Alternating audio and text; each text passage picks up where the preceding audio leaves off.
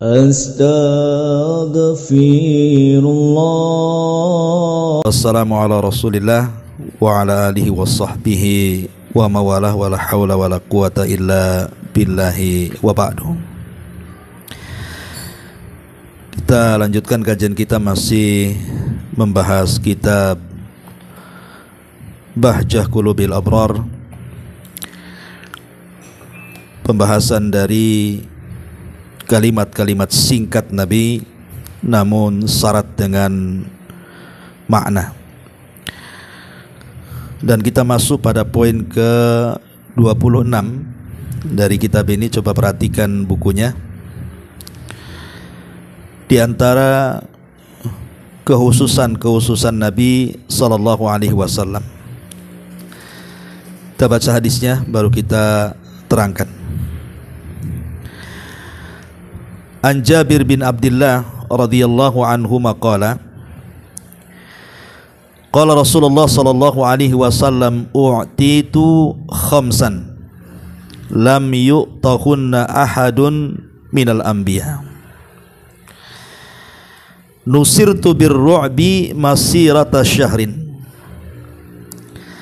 wa ju'ilat liyal ardu kulluha masjida wa tahura fa ayyuma rajulin min ummati adrakat khussalatu falyusalli wa uhillat liyal ghanaim wa lam tahilla li ahadin qabli wa u'titu syafa'ata wa kana an-nabiyyu sallallahu alaihi wasallam yub'atsu ila qaumihi khassatan wa bu'ithtu ila an-nasi 'ammatan. Muttafaqun alaih. Dari Jabir bin Abdullah radhiyallahu anhu, dia berkata, Nabi sallallahu alaihi wasallam bersabda, aku dianugerahi 5 perkara yang tidak diberikan kepada para nabi sebelumku, yaitu aku diberikan pertolongan dengan ditanamkannya rasa takut pada musuhku dari jarak sebulan perjalanan, dijadikan bumi bagiku sebagai tempat salat dan bersuci, sehingga siapa saja dari antara umatku mendapati waktu salat maka hendaklah dia salat. Kemudian dihalalkan untukku harta rampasan perang yang tidak dihalalkan kepada seorang nabi pun sebelumku. Aku diberikan hak untuk memberi syafaat. Para nabi diutus untuk kaumnya, sedangkan aku diutus kepada seluruh manusia. Ma'asyiral muslimat, ibu-ibu yang dimuliakan Allah Subhanahu wa taala. Di sini As-Syekh Asy-Sya'di rahimahullahu taala hendak menjelaskan kepada kita di antara keunggulan ataupun kehususan Nabi kita Muhammad sallallahu alaihi wa ala alihi wasallam. Lah, dalam hadis ini Nabi menjelaskan sebagian kecil, karena kehususan dan keistimewaan Nabi itu banyak sekali, baik dengan seluruh para nabi ataupun dengan seluruh umat manusia. Taib, untuk mempermudah pembahasan, saya akan bagi beberapa poin tentang kehususan Nabi sallallahu alaihi wasallam. Yang pertama, kehususan Nabi sallallahu alaihi wasallam dari seluruh manusia. Kemudian yang kedua, kehususan Nabi sallallahu alaihi wasallam dari seluruh umatnya, tetapi terkadang berserikat dengan nabi-nabi yang lainnya. Kemudian yang ketiga, kehususan umat Muhammad sallallahu alaihi wasallam dari umat-umat selain Nabi sallallahu alaihi wasallam. Inilah 3 poin yang kita akan bahas di siang hari ini. Yang pertama, kehususan Nabi sallallahu alaihi wasallam dari seluruh manusia. Pertama di sini, sebagaimana hadis yang kita baca yang diriwayatkan dan disepakati Bukhari Muslim muttafaqun alaihi di sini, di mana Nabi sallallahu alaihi wasallam diberikan oleh Allah Azza wa Jalla pertolongan oleh Allah dengan cara menanamkan rasa takut kepada musuh-musuhnya sebulan perjalanan. Logikanya Bu, kalau ibu berjalan 1 bulan, kira-kira sampai di mana tuh? Lah sejauh itulah musuh berfikir kalau mau menyerang Nabi sallallahu alaihi wasallam, dan perasaan takut itu menjadikan kelemahan bagi musuh. Itulah kenapa pasukan Nabi sallallahu alaihi wasallam walaupun sedikit selalu dimenangkan. Kam min fi'atin qalilatin ghalabat fi'atan katsiratan biidznillah. Ini yang pertama. Kemudian yang kedua, waju'ilat liyal ardu kulluha masjida wa tahura. Dijadikan seluruh bumi ini bisa dijadikan tempat salat ataupun tempat bersuci. Kalau di agama-agama yang lain, mereka kalau ibadah itu ya harus masuk ke sinagog mereka, harus masuk ke gereja mereka, itu ya, ke tempat-tempat ibadah, dan mereka tidak bisa ibadah di luar itu. Tetapi Islam tidak. Dimanapun selama tempat itu dibolehkan untuk salat, walaupun di trotoar jalan sekalipun, tapi bukan untuk konten Bu ya. Kadang salat trotoar jalan untuk konten pula dia. Jadi intinya dimanapun di bumi yang kita pijak ini boleh kita melaksanakan salat. Bahkan kita bisa bersuci dengan cara tayamum. Dan ini kekhususan di mana tidak dibatasi dalam menyembah Allah Subhanahu wa taala dengan tempat ya. Kemudian yang ketiga, dihalalkan harta rampasan perang. Zaman dulu harta rampasan perang tidak boleh dimanfaatkan ataupun dimakan. Jadi kalau mereka menang perang itu ya harus dibuang. Bahkan dalam sebuah sejarah Israiliyat dijelaskan bahwa untuk menunjukkan bahwa perang mereka ikhlas atau tidak ikhlas, artinya karena Allah atau tidak, itu terkadang harta rampasan perang itu diletakkan di atas ketinggian.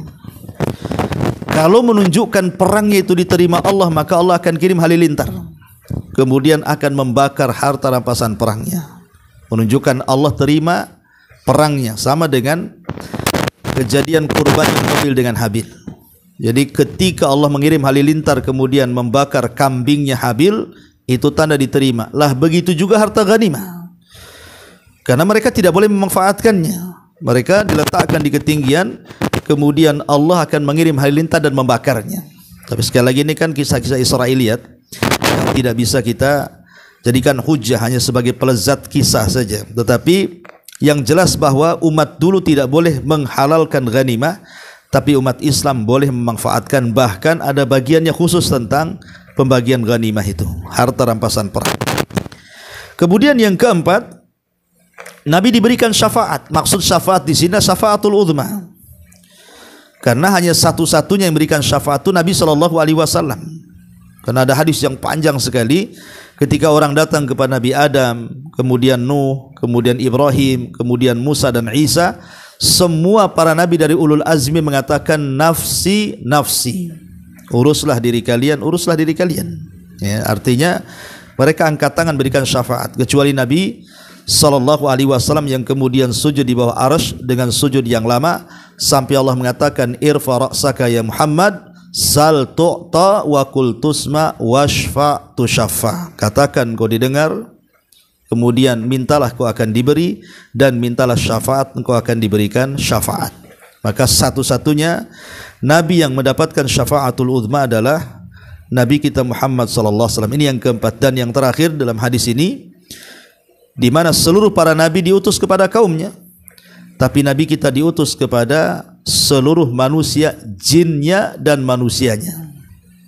Satu-satunya Nabi yang diutus kepada kalangan jin dan juga manusia adalah Nabi kita Muhammad SAW, dan itu bisa dilihat dalam suratul jin ketika ada sebagian jin beriman kepada Rasul Sallallahu Alaihi Wasallam dan menganggap mereka bahwa Nabi sebagai Nabi mereka. Ini diantara yang tertuang dalam hadis yang kita baca, 5 perkara yang merupakan kekhususan Nabi SAW selain daripada seluruh manusia. Kemudian juga yang lainnya saya tambah selain daripada 5. Yang keenam, anna syaitan la yatamathal fi suratihi. Setan tidak bisa tasyakkul, beralih rupa menyerupai Nabi SAW. Jadi kalau orang bermimpi berjumpa dengan Rasul, ya, tapi mimpinya aneh, mungkin Rasulnya ngadap ke belakang, hanya dilihat dari ke belakang atau ke samping gitu kan, ya tidak jelas, maka itu bukan Nabi SAW. Ya, walaupun pamannya dalam mimpinya dia ngaku nabi. Karena setan itu tidak bisa menyerupai nabi dalam mimpi. Tidak bisa.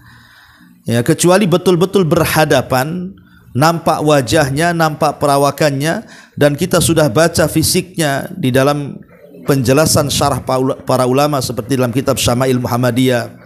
Persis seperti yang kita pelajari dari fisiknya dan begitu seterusnya. Ya mungkin saja.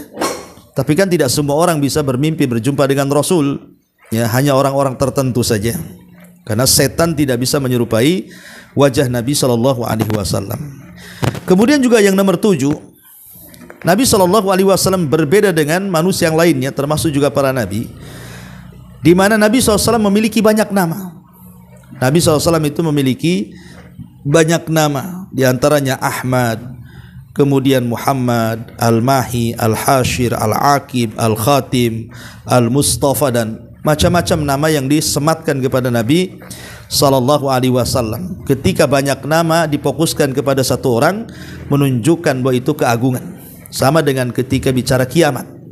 Ya, dalam Quran itu puluhan nama kiamat untuk satu peristiwa. Ketika ada satu peristiwa kemudian banyak nama, berarti peristiwa itu sangat dahsyat, sangat agung. Lah begitu juga ketika banyak nama untuk ditujukan kepada satu orang, menunjukkan satu orang itu memiliki kemuliaan. Ya. Kemudian juga yang nomor 8 tentang wajibnya salawat. Tidak ada umat-umat selain Nabi sallallahu alaihi wasallam diwajibkan bersalawat kepada nabinya, seperti umat Nasrani diwajibkan salawat kepada Isa, umat Yahudi diwajibkan salawat kepada Musa, atau umat Ibrahim kepada Ibrahim, umat Syuaib kepada Syuaib, umat Saleh kepada Saleh. Tidak ada. Hanya umat Islam yang diwajibkan bersalawat kepada Nabi sallallahu alaihi wasallam, dan ini keutamaan Rasul. Ya, di mana umatnya sendiri mendoakan Nabi sallallahu alaihi wasallam setiap saat. Karena salawat itu artinya, ya Allah, pujilah Nabi kita di hadapan makhlukmu yang ada di langit sana. Maksudnya di hadapan Jibril, Mikail, Israfil, dan seluruh para malaikat yang ada di langit. Dan siapa yang bersalawat 1 kali, Allah akan bersalawat kepada kita 10 kali. Kemudian juga di antara kekhususannya adalah Nabi sallallahu alaihi wasallam diberikan raudhah min riyadil jannah. Taman dari taman-taman sorga yang terbentang antara jarak mimbar dengan rumah beliau. Makanya kalau ibu ditakdirkan umrah, masuk ke daerah raudhah tuh. Ya, raudhah itu artinya arah ke kuburan Rasul. Karena Rasul kan dikubur di rumah Aisyah. Nah, antara pintu rumah Aisyah dengan mimbar itulah tengah-tengahnya disebut raudhah min riyadil jannah. Itulah taman dari taman-taman sorga. Dan itu bisa diberikan kepada para nabi yang lainnya. Termasuk juga peristiwa Isra Mi'raj. Ya. Tidak ada satupun nabi yang dinaikkan sampai ke Sidratil Muntaha. Paling tinggi Nabi sallallahu alaihi wasallam, para nabi itu yang dinaikkan ke langit itu di masa hidupnya cuman Idris. Ya. Idris lah yang dinaikkan ke langit, dan juga Nabi Isa pernah dinaikkan ke langit. Artinya keduanya tidak wafat. Kalau Ibrahim kan wafat di bumi, Adam juga wafat di bumi, dan semua para nabi wafat di bumi. Tapi ada nabi ketika masih hidup dinaikkan ke langit. Salah satunya Nabi Idris. Makanya Allah mengatakan wa rafa'nahu makanan 'aliyya, dan kami tinggikan Idris itu ke tempat yang paling tinggi. Ahli tafsir mengatakan maksudnya Idris itu dinaikkan ke langit keempat. Makanya dalam peristiwa Mi'raj itu Rasul berjumpa dengan Idris di langit keempat, dan berjumpa dengan Isa di langit kedua bersama Yahya, ya saudaranya. Jadi paling tinggi itu ke langit keempat. Tapi Nabi SAW bukan ke langit keempat, sampai melewati langit ketujuh, sampai lagi ke Sidratil Muntaha, yang Jibril saja tidak sampai ke tempat itu. Dan itu salah satu keistimewaan Nabi SAW. Termasuk juga mukjizat Al-Quran. Mukjizat Rasul itu tidak lekang dimakan tempat dan zaman. Sampai hari ini mukjizat masih ada. Berbeda dengan mukjizat para nabi dan Rasul yang lainnya, maka berakhir dengan kematiannya. Termasuk juga di antaranya adalah tidak boleh memanggil Nabi SAW seperti memanggil antar sesama kita. Kalau antar sesama kita memanggil boleh menyebut nama, tapi Nabi SAW tidak boleh memanggil beliau dengan nama, tapi dengan lakobnya, ya Rasulullah, ya Nabi Allah, ya Abul Qasim, ya Mustafa. Jadi tidak boleh langsung ya Muhammad. Makanya kita tidak dapat di dalam Al-Quran satu ayat pun Allah memanggil Rasul dengan sebutan ya Muhammad kecuali min babil ikhbar, hanya sekedar menghabarkan, seperti Muhammadur Rasulullah walladzina amanu asyiddau 'alal kufar ruhama bainahum, dan begitu seterusnya. Itu bukan panggilan tapi memang penghabaran. Tapi dalam bentuk panggilan dengan menyebut ya munada, itu ya Muhammad, itu tidak ada dalam Quran. Tapi kalau Adam ada, ya Adam uskun anta wa zaujukal jannah, ya Nuh, ya Saleh. Banyak di Quran itu nabi-nabi yang lain itu dipanggil namanya.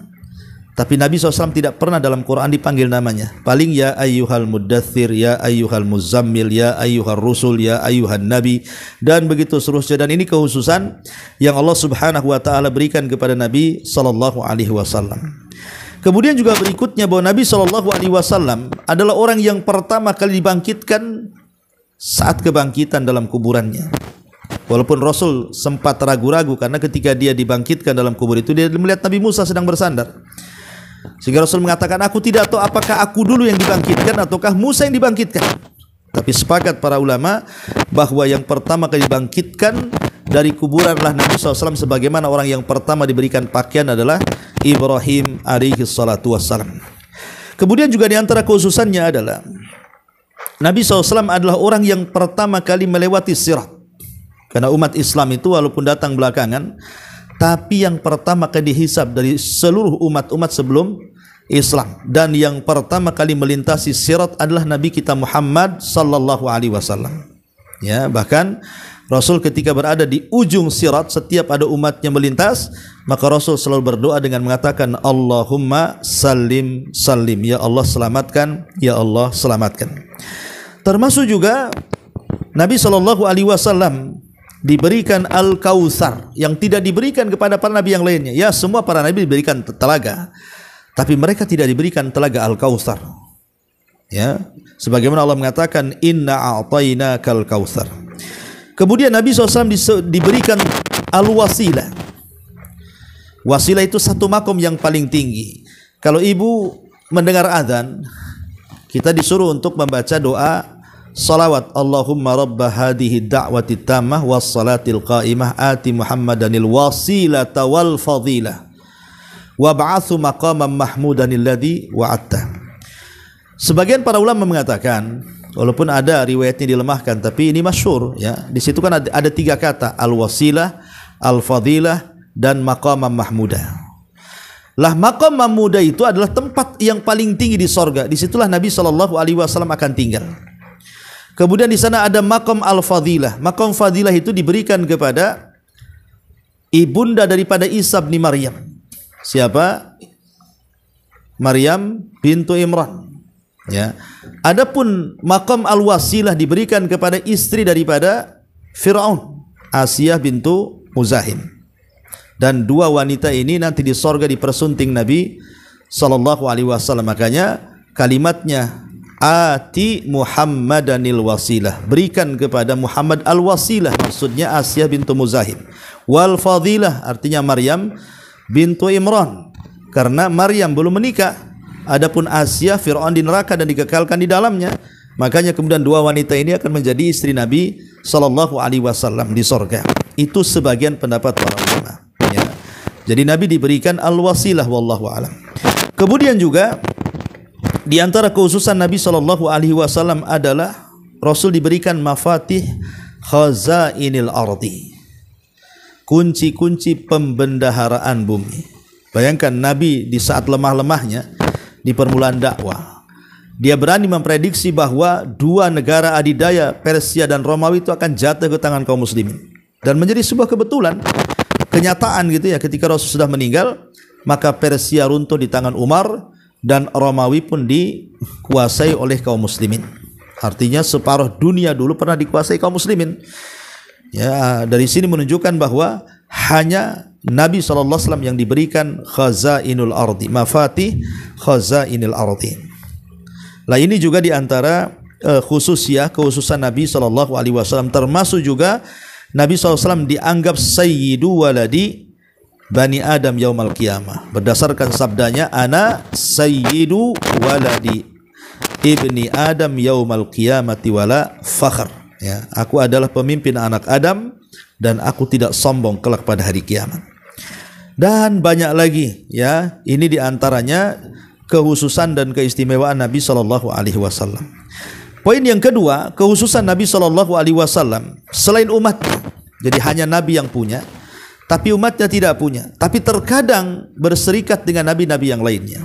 Ya. Yang pertama adalah al-haud yaumal qiyamah, telaga. Yang punya telaga itu, yang diberikan telaga hanya Nabi saja dan para nabi yang lainnya. Dan telaga yang paling besar adalah telaga yang diberikan kepada Nabi Shallallahu Alaihi Wasallam. Likullin nabi haudun, kata Rasul. Setiap nabi itu punya atau memiliki telaga. Walaupun menjadi khilaf para ulama, sebagaimana dijelaskan dalam kitab Aqidah Tahawiyah, di mana letak telaga itu? Ada yang mengatakan sebelum titian, ada yang mengatakan terbentang dengan titian, ada yang mengatakan setelah titian. Itu rincian daripada Imam At-Tahawi. Walaupun pendapat yang kuat, kata beliau, adalah sebelum titian, karena disesuaikan dengan dalil akal, di mana ketika orang bangkit dari kubur merasa haus, yang dicari pasti air. Makanya kemudian telaga itu berada sebelum titian. Ini yang pertama. Yang kedua juga bahwa Nabi Shallallahu Alaihi Wasallam atau para nabi yang lainnya kalau sampai meninggalkan harta, hartanya tidak diwariskan. Tapi kalau umatnya kan diwariskan kepada ahli warisnya, tapi Nabi tidak mewariskan harta. Makanya kenapa Nabi mengatakan al-anbiya warathatul al-ulama warathatul anbiya. Wa innal anbiya lam yurathu dinaran wala dirhaman. Bahwa para nabi itu tidak pernah mewariskan dinar dan dirham. Yang diwariskan adalah ilmu, faman akhadahu akhadha bihadin wafir. Kemudian juga di antara khususannya adalah Allah mengharamkan kepada jasad para nabi untuk dimakan, untuk diserang cacing tanah gitu ya. Makanya kalau seandainya Allah takdirkan kita menggali jasad nabi dalam kuburannya, maka kita yakin jasad nabi tidak akan berubah sejak dia meninggal sampai hari ini, karena tidak mungkin dimakan tanah. Dan terbukti ketika Nabiullah Sulaiman meninggal di singgasananya.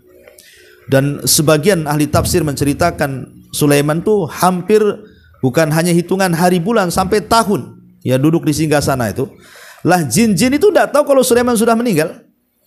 Ya, jin-jin itu tidak tahu mereka masih bekerja. Cuman karena rayap yang kemudian memakan tongkatnya, akhirnya tongkatnya roboh bersama robohnya jasad Sulaiman, barulah kemudian jin-jin mengetahui Sulaiman itu sudah meninggal. Seandainya tongkat itu tidak terkena rayap, kata para ulama, tentu Sulaiman akan seperti itu selamanya.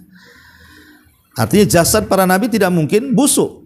Ya, itu dalilnya di antara kenapa bumi tidak akan memakan jasad para nabi. Dan itu khususan, ya, khususan bagi para nabi dan tidak bagi umatnya. Taib, kemudian juga ya ada juga sebagian manusia juga yang dijaga jasadnya sebenarnya. Karena kita lihat mungkin sejarah 100 tahun yang silam ketika terjadi banjir, akhirnya banjir itu kemudian sampai mengenai kuburan syuhada Uhud. Sehingga kerajaan kalau nggak salah ketika dipimpin oleh Raja Abdullah kalau nggak salah ya, akhirnya kemudian jasad para syuhada Uhud itu naik ke permukaan karena banjir yang sangat besar. Dan subhanallah, semua jasad syuhada Uhud utuh, termasuk jasad Hamzah yang dibelek oleh Hindun itu, bekas jahitannya nampak gitu ya.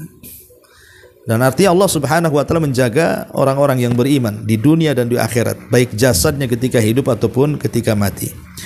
Taib, kemudian di antara khususannya juga bahwa seorang nabi dikubur di mana dia meninggal. Sebagaimana Nabi Shallallahu Alaihi Wasallam, karena dia meninggal di kamar Aisyah, di situ dia dikubur.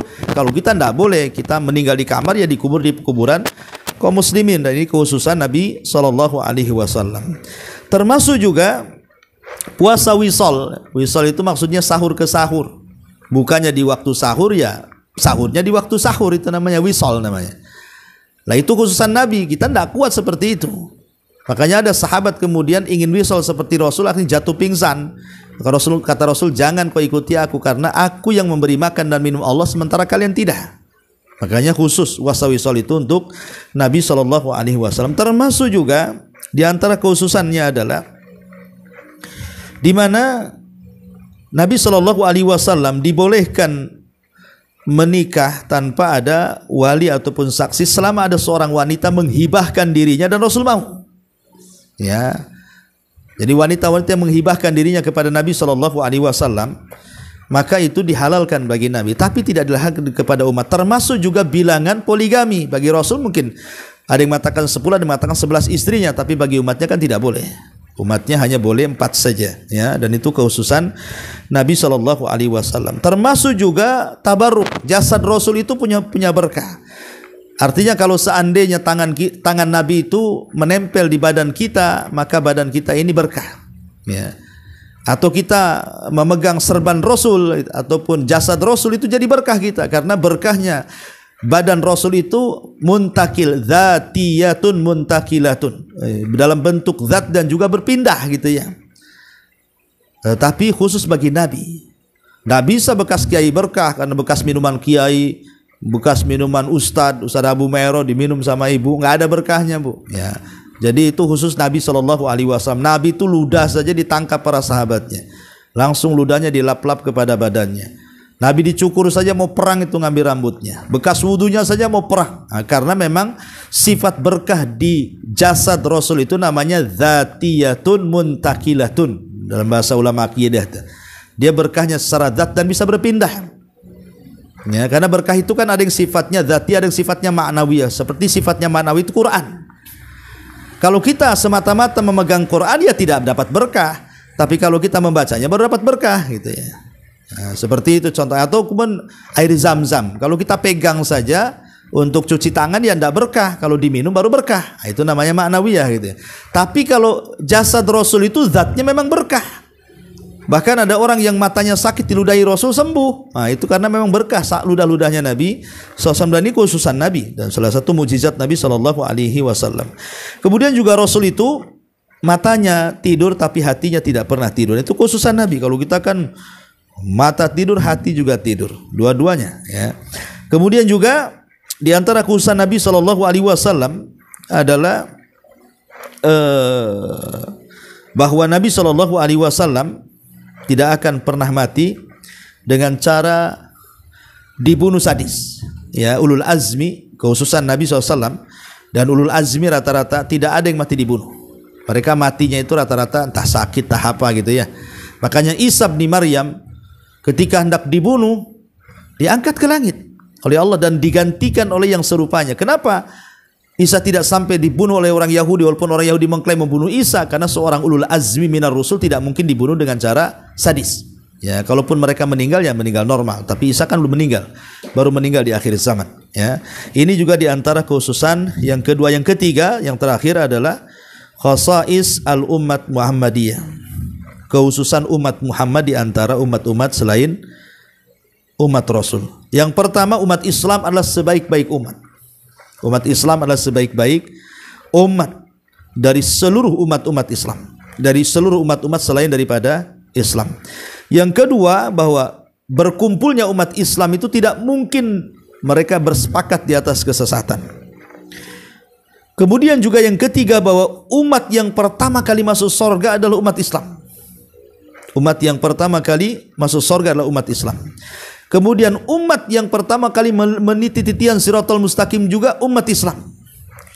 Kemudian juga di dalam Islam ada hal-hal yang diampuni kalau dia lupa, kalau dia tidak sengaja atau karena dia dipaksa gitu.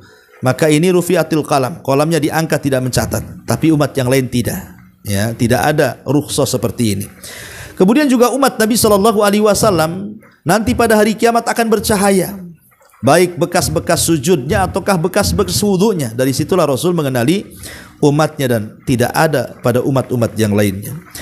Termasuk juga di antara khususan umat Nabi SAW adalah Allah berikan 70.000 orang yang masuk surga tanpa hisab dan azab.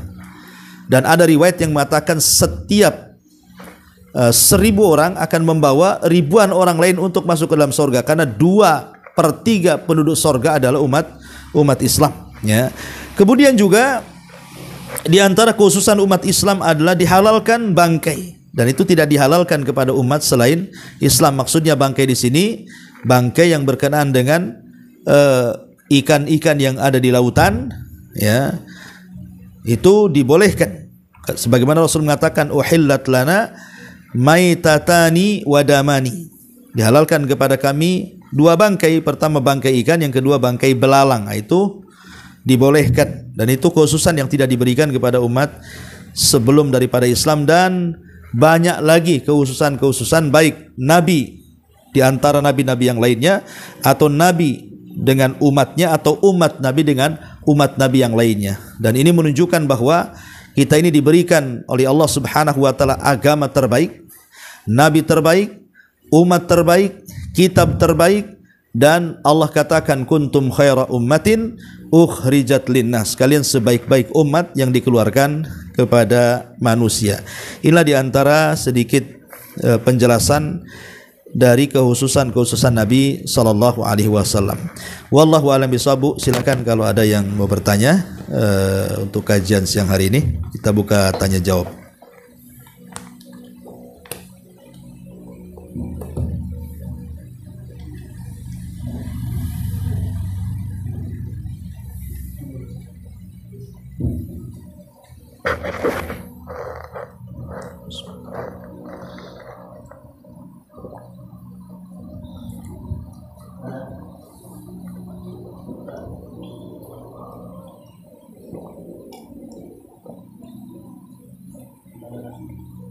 Nggak ada.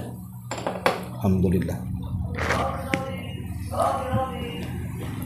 Iya, kalau nggak ada kita tutup dengan doa kafaratul majlis. Subhanakallahumma bihamdika asyhadu an la ilaha illa anta astaghfiruka wa atubu ilaik. Allahu taala alam. Assalamualaikum.